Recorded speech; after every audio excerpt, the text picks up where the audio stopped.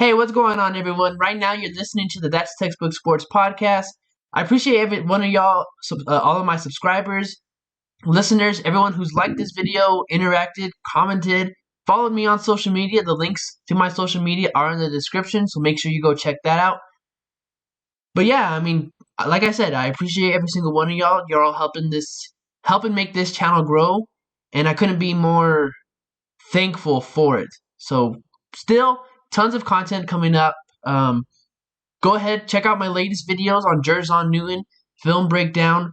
Really excited about that one. Going to be doing a lot more film breakdowns, at least one a week is what I'm hoping, if not more. But like I said, at the very least, at least one a week of film breakdown. That way we get to know all these prospects.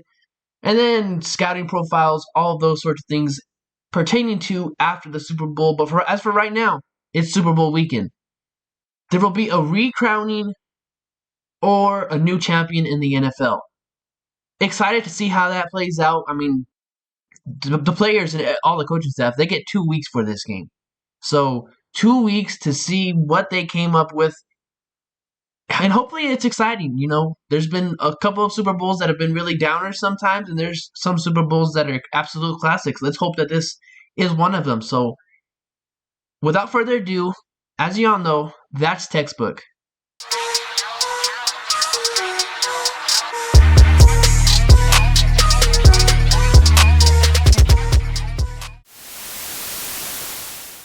Alright, so right here, Super Bowl weekend, Kansas City Chiefs, San Francisco 49ers. What are both of these teams going to have to do to win the Super Bowl?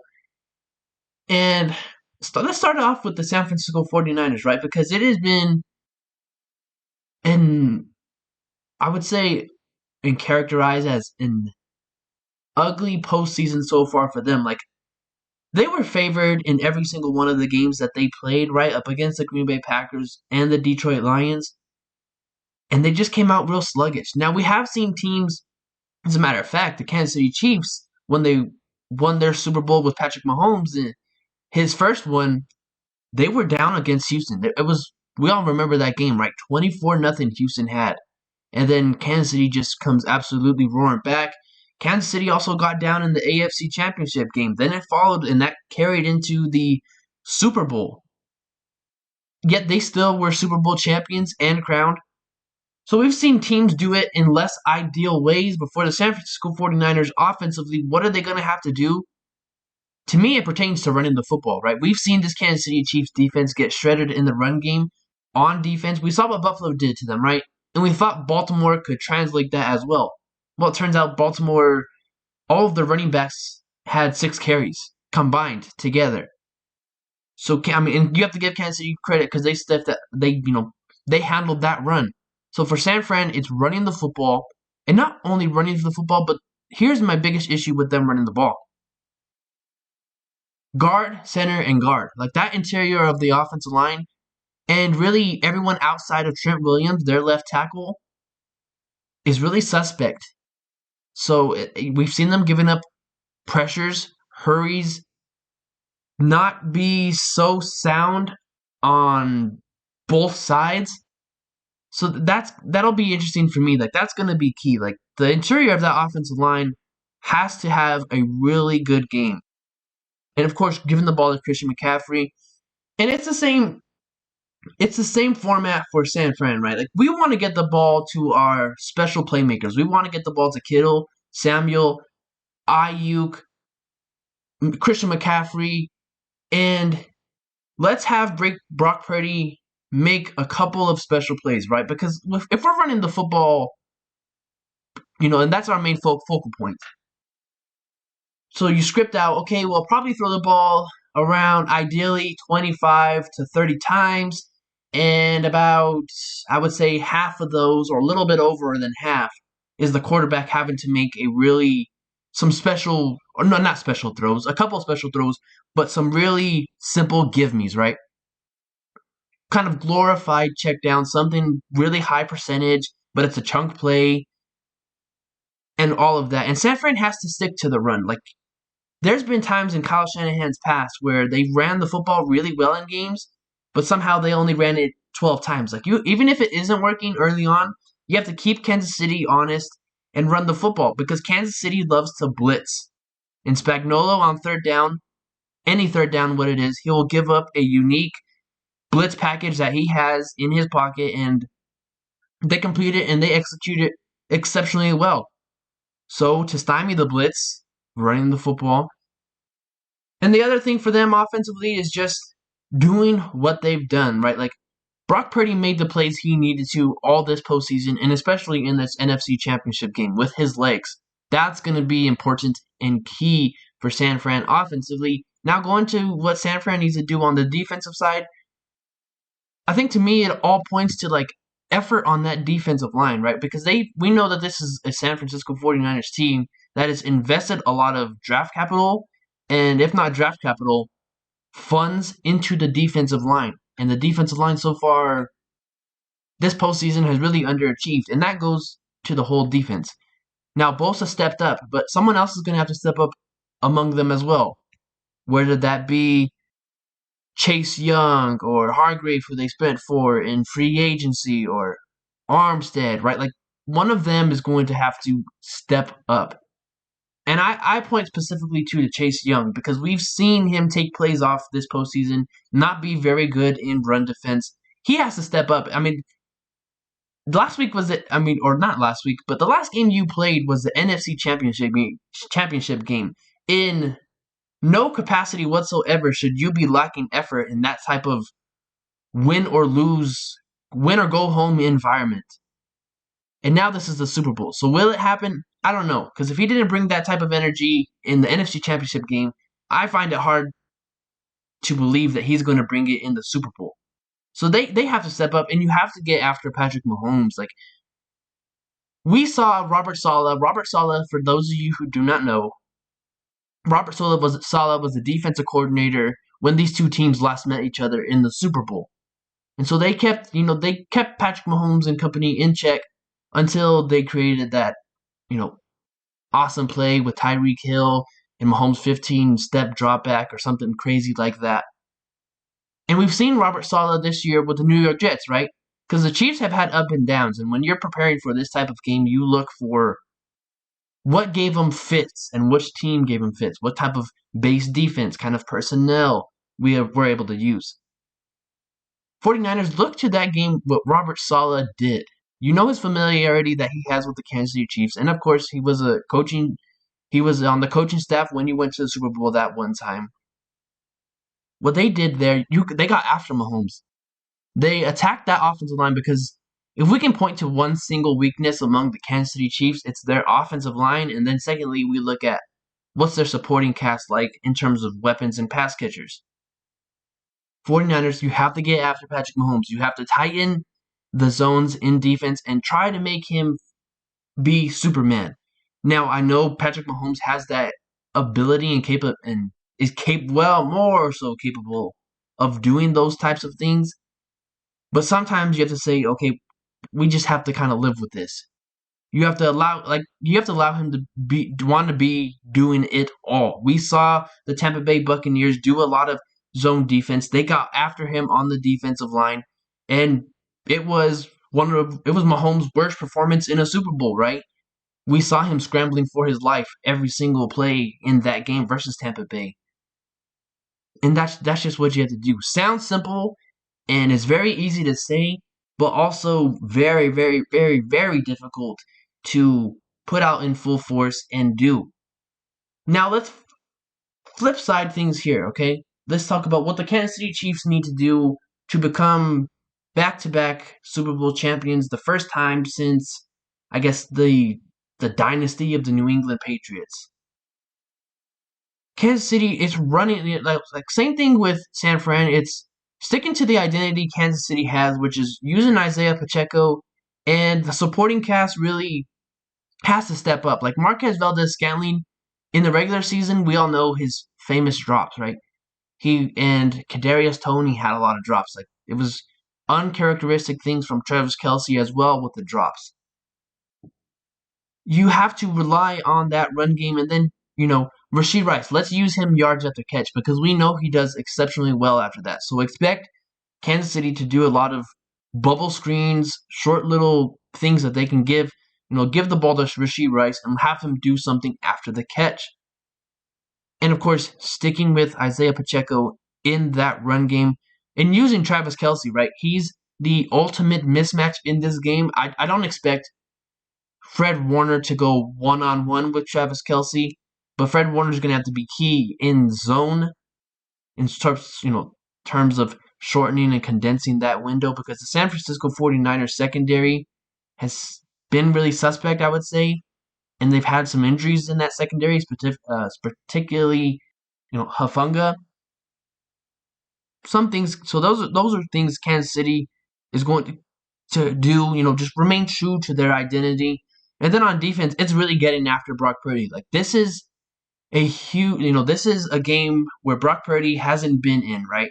We could say things with the San Francisco 49ers roster and that Deebo Samuel, Kittle, basically everyone, the main core of that roster, has been in the Super Bowl.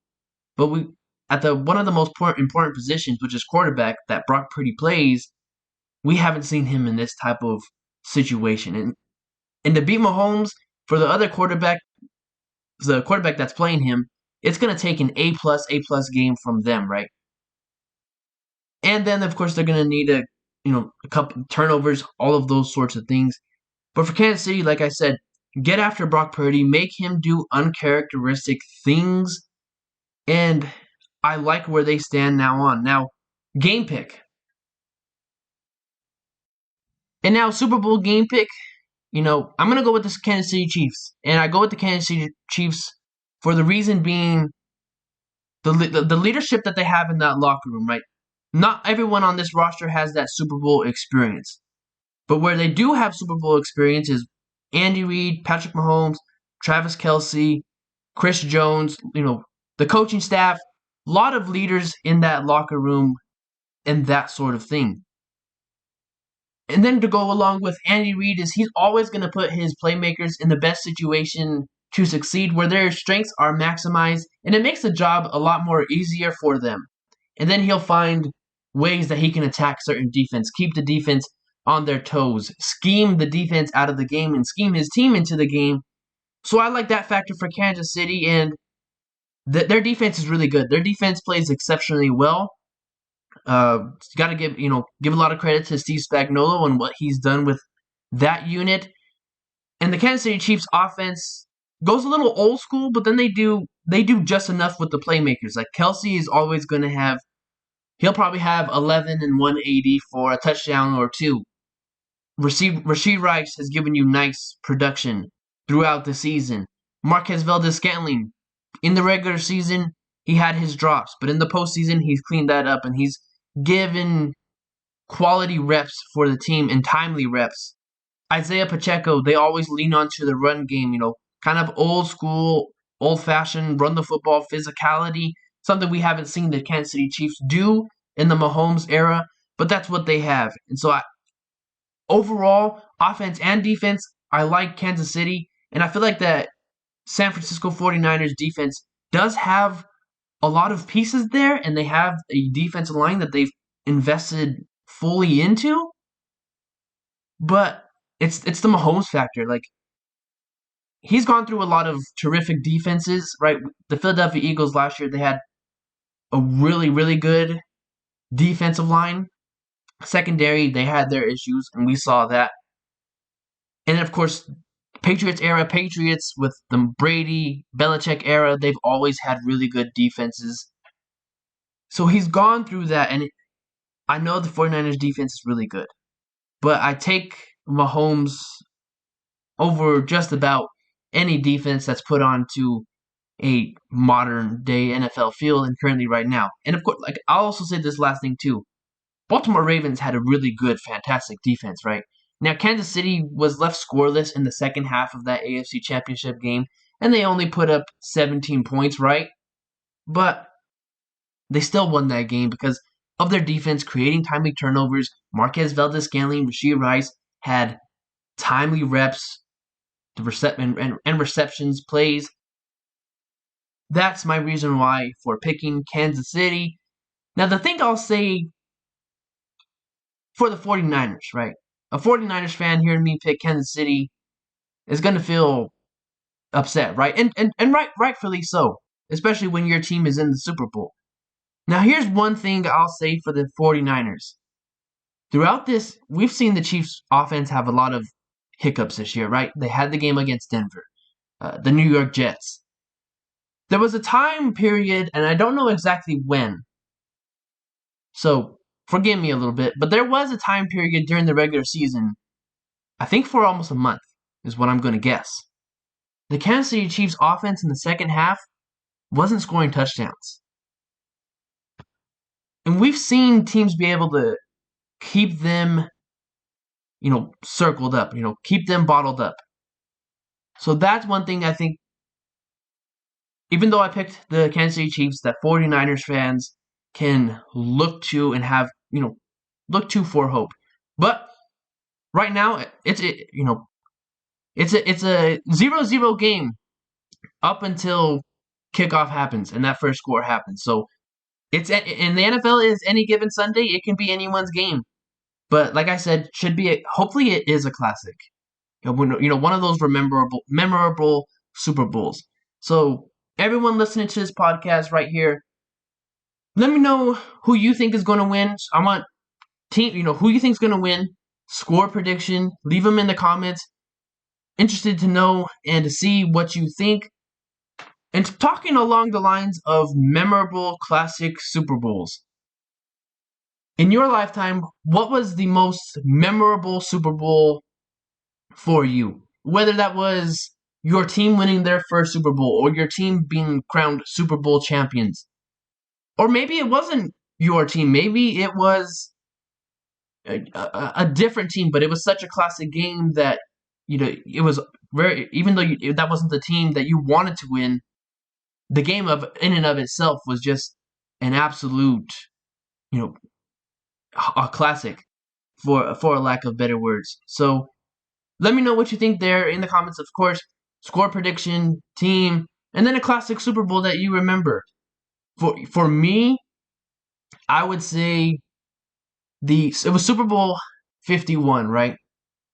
Falcons have that 28-3 lead, but then Tom Brady comes back somehow in the second half. And of course, there was a lot of questionable decisions that the Atlanta Falcons did that gave New England a chance in that game, or a sliver of hope. And Tom Brady, New England capitalized. It was a classic Brady comeback moment. So let me know what you think. I appreciate all of y'all. Your participation and support means a lot to me.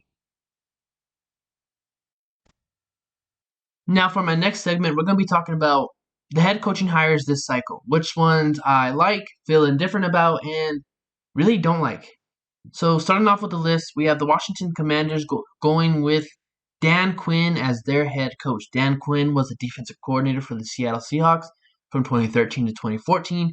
They were known as the Legion of Boom. Unit performed really well. Then he becomes the Atlanta Falcons head coach. They go to the Super Bowl, although some would say the reason for that was because Kyle Shanahan was the offensive coordinator, and that go to the Super Bowl.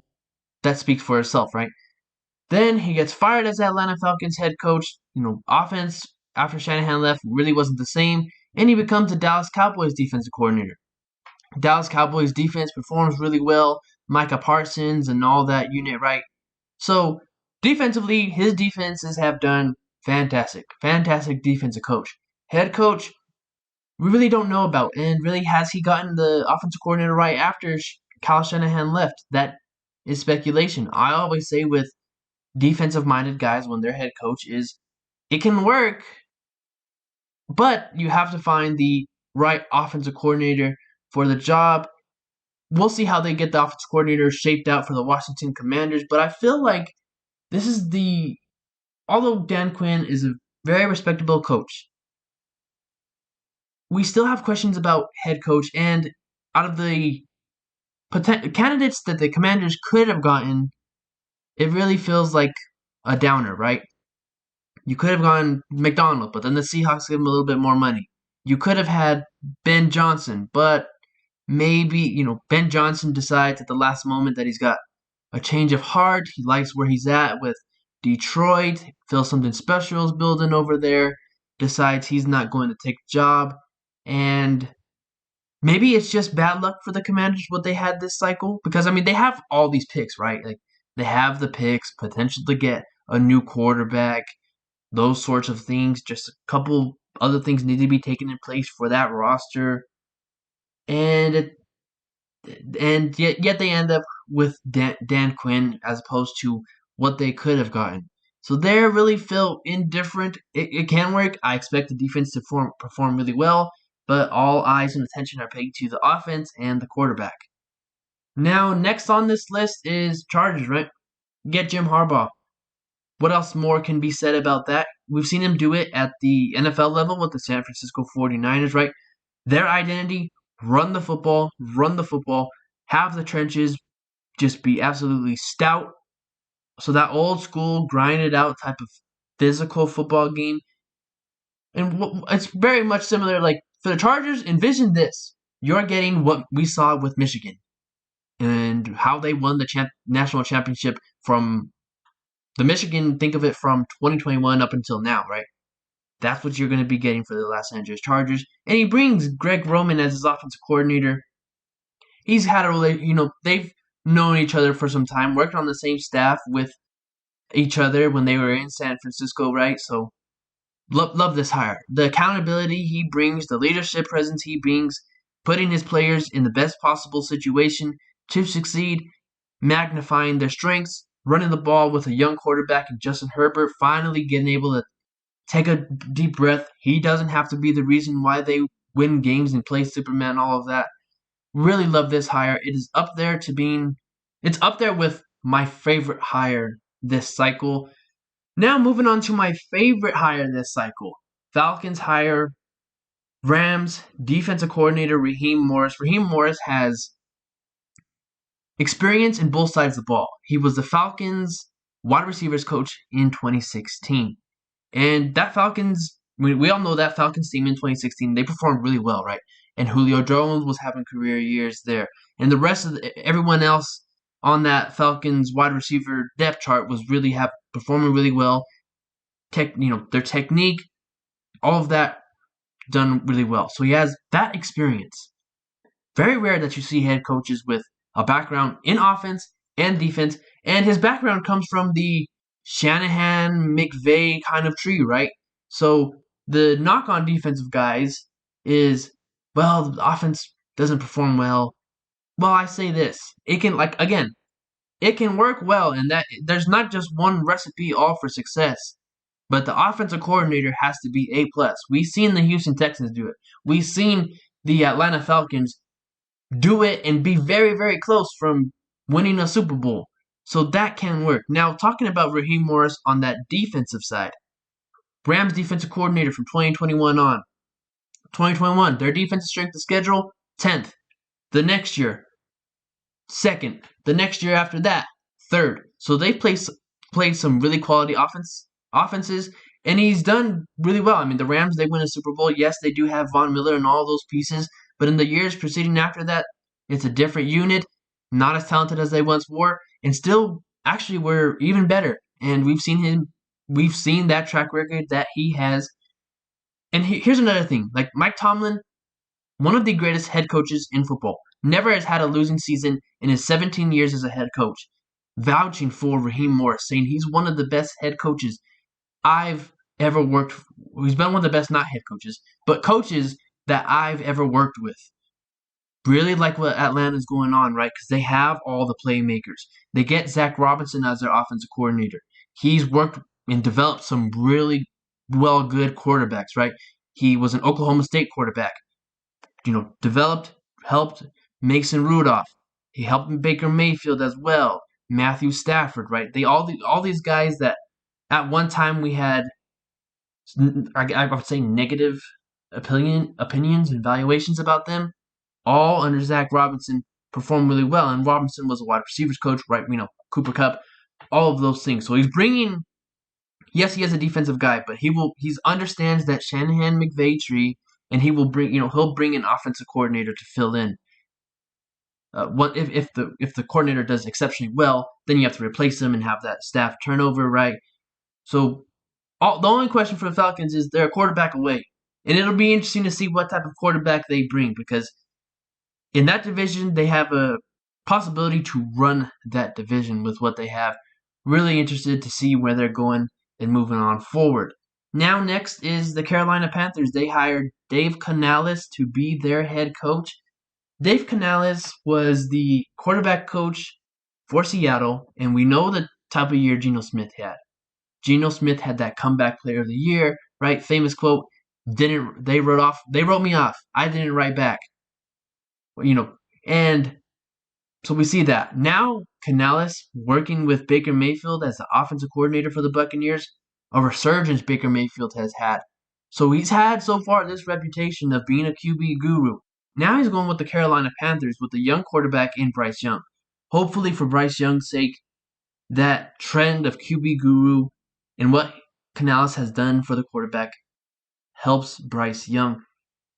And here's what I'll say for the Carolina Panthers is that we knew, right, the rumors and reports of the owner kind of being in the way, being an egomaniac, all of those sorts of things. Carolina Panthers weren't going to get one of the top candidates. That just wasn't going to happen. They had to do their homework and find a candidate that was exceptional, but not everyone was going to be really going out there putting a whole lot of effort into pursue. And I believe they have found a diamond in the rough with Dave Canales. Love this hire for Bryce Young and what Canales did with the Buccaneers in terms of scheme, what he was able to do against defenses with that unit. Really impressive. Next one, New England Patriots. They go with Gerard Mayo. Now this one, Mayo, I think it was a linebackers coach. This one feel a little bit indifferent about. Don't know a whole lot on. It'll be interesting to see how he fills Bill Belichick's shoes, expectations. I know there's a Hall of Fame head coach, leaves New England. Now New England fans have become accustomed to what Bill Belichick has done.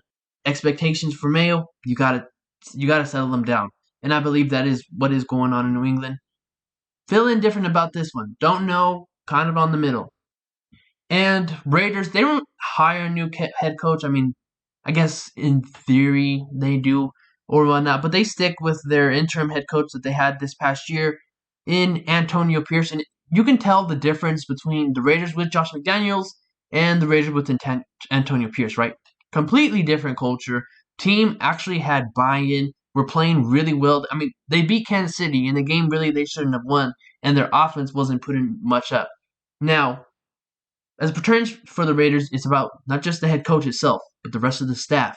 That goes for every team in the NFL, all 32. Offensive coordinator Luke Getsy, we know the talk about Luke Getsy. I didn't love that hire watching a lot of Chicago's games from the All-22 perspective. The play calls, the types of scheme, what he went into, game plan with the game, going into a game, really didn't love. I love this hire for the Raiders, but rest of the staff matters, okay? Now, moving on, Titans. They go with Brian Callahan. He was Cincinnati Bengals offensive coordinator. He's worked with some really top-level quarterbacks in Peyton Manning, Matthew Stafford, now Joe Burrow. When Joe Burrow went out this past year, Jake Browning played really well. So got to give a lot of credit to Brian Callahan, but also feeling different over here too, right? I didn't think not the Falcons, but the Tennessee Titans. I didn't think they should have moved off Mike Vrabel. Excuse me, having a hard time to talk now. But well, indifferent. Not my favorite hire. Not a hire I'm really head over heels about. But we're gonna give him the chance and see how he does. Another one of my favorite hires this cycle. Seattle Seahawks, they get former Ravens defensive coordinator Mike Macdonald. Mike Macdonald was the defensive coordinator at Michigan in 2021. Had that Michigan, the whole team in and of itself, right? Not only just the defense, transformed. And who he's coached there, David Ojabo, right? He was projected to be a high draft pick, but then he got injured. Aiden Hutchinson, right? Completely different team, completely different Michigan defense. Just look at what he did with the Baltimore Ravens defense, right? It's going to be heavily relied on Safeties, expect that, Seattle. You're going to get a defense back to like the Legion of Boom-ish kind of days. Not saying that's going to be the same thing, but a similar physicality to an attitude, mindset to defense. Lots of disguised blitzes, lots of disguised coverages, zones, working out, utilizing the linebackers, utilizing the safeties in blitz, the corners from every spot. Love this hire for them. Of course, elephant in the room when we're talking about defensive-minded head coaches is offense coordinator. Offense, how's that going to look? Seahawks have good pieces around that offense. Like, say what you want about Geno Smith. He's still a good starter in the league, right? And DK Metcalf, Zach Charbonnet, Kenneth Walker, an up-and-coming running back. You don't know how long you're going to have Tyler Lockett, but you've got the rookie going into his second year, Jackson Smith-Njigba. Really, a lot of talent on that offense. They get the offensive coordinator right. Watch out for the Seattle Seahawks. And that's the head coaching cycle right there. Tell me in the chat or in the comments, who is your favorite head coaching hire this cycle? And for those teams, how pumped up are you? What's your grade on them? Let me know in the comments. I appreciate your participation. It means a lot to me. Thank you. Now, I want to go back to the Super Bowl, so let's kind of switch gears a little bit and talk about what we will be saying depending on if Kansas City wins or if the San Francisco 49ers win. So let's go with Kansas City. The Kansas City Chiefs win the Super Bowl. We are now putting Andy Reid into that tier of like the Belichick kind of head coaches, right? Because then he will have won his third, I believe. Yes, he will have won his third, right? Before he had won any of them, the talk about him was really great head coach, offenses perform really well, and all of those sorts of things. But he just can't get over the hump. He can't get over those playoff hunts or humps, right? Those are the obstacles that are tripping him up. Now we'll be talking about him completely different light. He wins this Super Bowl. We'll also be putting I don't want to say putting. That's a bad word. But we will have little small conversations, and they'll be starting to creep up about Patrick Mahomes being the GOAT of football and the best quarterback of all time. Here's what I'll say. If Mahomes wins the Super Bowl, yeah, if you want to have that conversation, go ahead. Rightfully so. Now, there's a different thing between having that conversation and putting him over Brady. Like, didn't we just see Tom Brady play, right? It's not like Michael Jordan and LeBron James, like completely different eras, right? MJ retired and then LeBron came after, right? Different eras. But for football, when we're talking about Brady and Mahomes, we just saw these two go head to head, not only in the AFC Championship game and in the playoffs and all that, but in the Super Bowl. And yes, I know football is a team sport. I'm one of the biggest advocates of that. The quarterback is important, but it's more than just the quarterback. But of course, we love to have these types of conversations. I can't put him over Brady. Like, Brady, he whooped up on the Chiefs. He whooped up on Pat Mahomes in that Super Bowl. Now, did Pat Mahomes supporting cast let him down? Oh, yeah, obviously. Like, he did have Travis Kelce and Tyreek Hill, right? But they either had an off game or that defense just really locked them up. Either can be said, right? If you want to be the GOAT, and in the famous words of Ric Flair, if you want to be the best, you got to beat the best. Mahomes hasn't done that in the postseason. He's only done that, I believe, once in the regular season. And, I mean, he's got a long way to go before we can put him over Brady, in my opinion. Because Brady, yes, he does have 3 Super Bowl losses. And somehow, some way, they came up against the NFC East, right? And they had these way better teams than those New York Giants. And Eli Manning was the only quarterback that could get the best of Tom Brady, right? But still, I mean, 7 Super Bowls and being to 10 of them, like, that is very hard to do. And overall, it is a team sport, but to do that consistently, and yes, you do have to have some help. Like, Belichick, very good head coach. But you're not going to see me put Mahomes over Brady if he does, in fact, win his third. Now let's talk about the San Francisco 49ers. They win the Super Bowl. Oh my goodness. The narratives, or not even narratives, but just the talk, like everyone talks about Brock Purdy and it's like game manager. Now I haven't said I think there's elements of game manager, and like if you want to say that I mean, of course, that's your opinion. I can agree in some aspects. I do think at times he makes the plays he has to, and that's not game manager esque. But the talk that will be said about Brock Purdy, right? And then Kyle Shanahan he would have I would say, biggest ego of all time. Now, I know on the surface that sounds harsh, but hear me out. Kyle Shanahan, when he evaluates the quarterbacks, everyone's like, we praise him. Ah, brilliant offensive mind. One of the most brilliant offensive minded coaches in the NFL. But when it comes to quarterback, he really hasn't hit on it, right? They haven't been these elite level superstars. He has a specific type and it works to his motto and it works to his way. Like I'll go back to remember he had Jimmy Garoppolo. Garoppolo misses that pass and he was kind of the reason why the San Francisco 49ers didn't win that Super Bowl. And Garoppolo misses that pass wide open to Sanders. Would have been completely different had he completed it, right? It was either the following draft or the year after that. I think it was the year after that. They trade up from 12 all the way up to number 3 to go get Trey Lance because he wanted someone it felt like different that can use their legs, extend the play, not just, hey, don't be the reason why we lose, that sort of kind of thing. And it didn't work out. Many things can be said about development. But then he goes with, then they have Brock Purdy. And Shanahan just being so stubborn on what type of quarterback he wants to have, right? He would have one of the biggest egos to say, well, it's my way or the highway. I've got this Super Bowl. I've got all of those. I've got that pressure, that weight all off my back. We're Super Bowl champions. And for the 49ers, I think it would give them, correct me if I'm wrong, but it may be their 5th Super Bowl, I think, that they would have won. Correct me if I'm wrong. Let me know in the comments.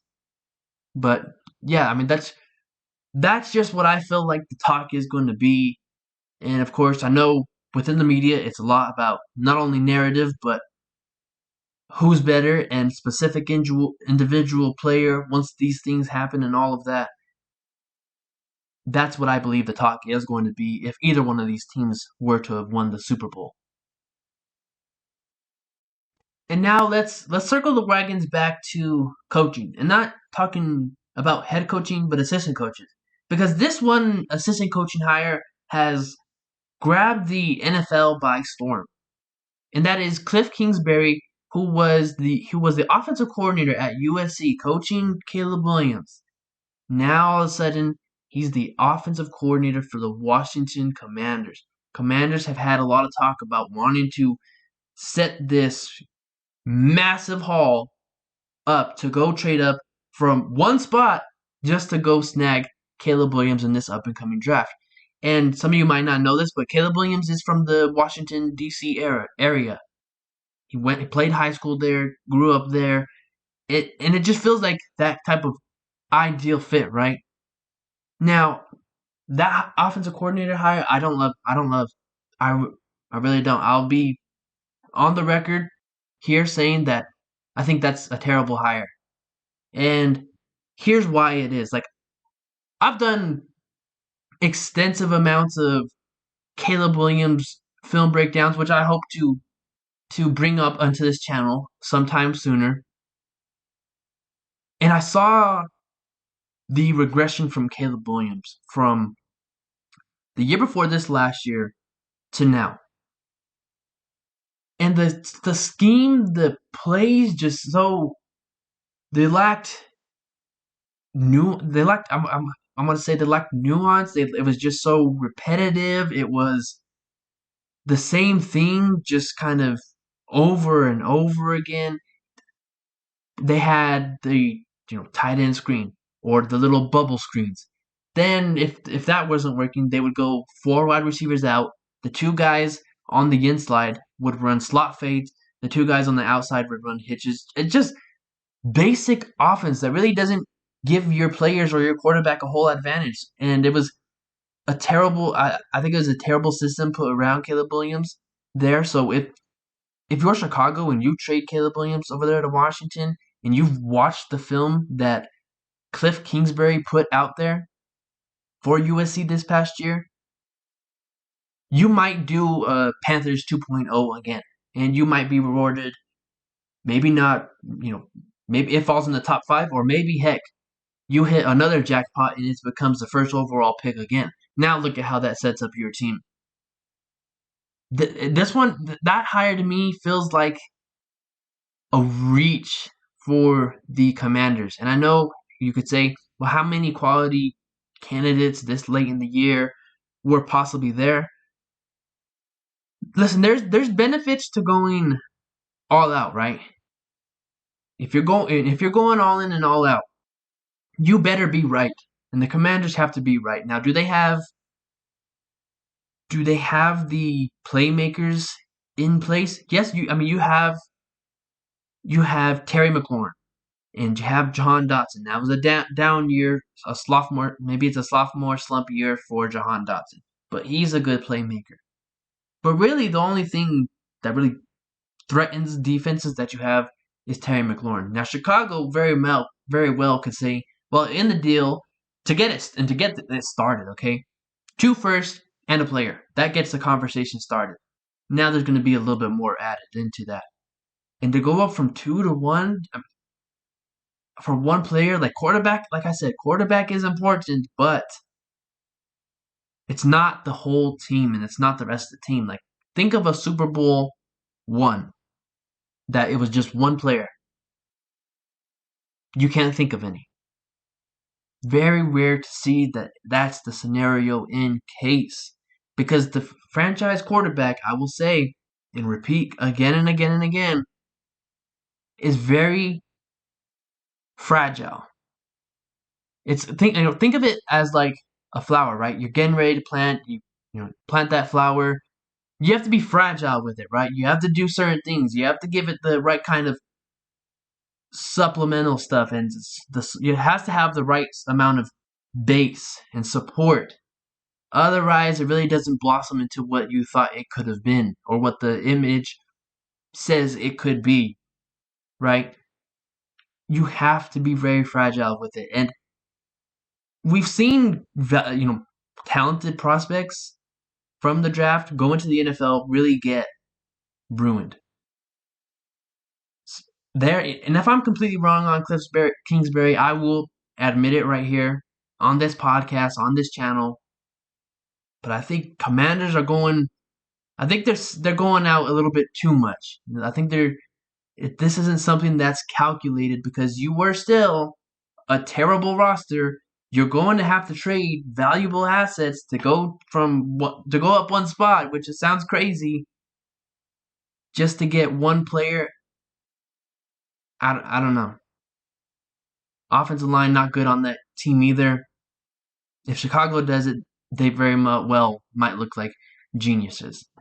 But that conversation of what Chicago should do and all of that, of course, when we talk about Caleb Williams or Justin Fields with the number 1 overall pick, the elephant in the room is Caleb Williams, Justin Fields, their evaluation. I won't have a final answer on what Chicago should do in that sort of thing. I'll wait till a little bit later, maybe March, early April.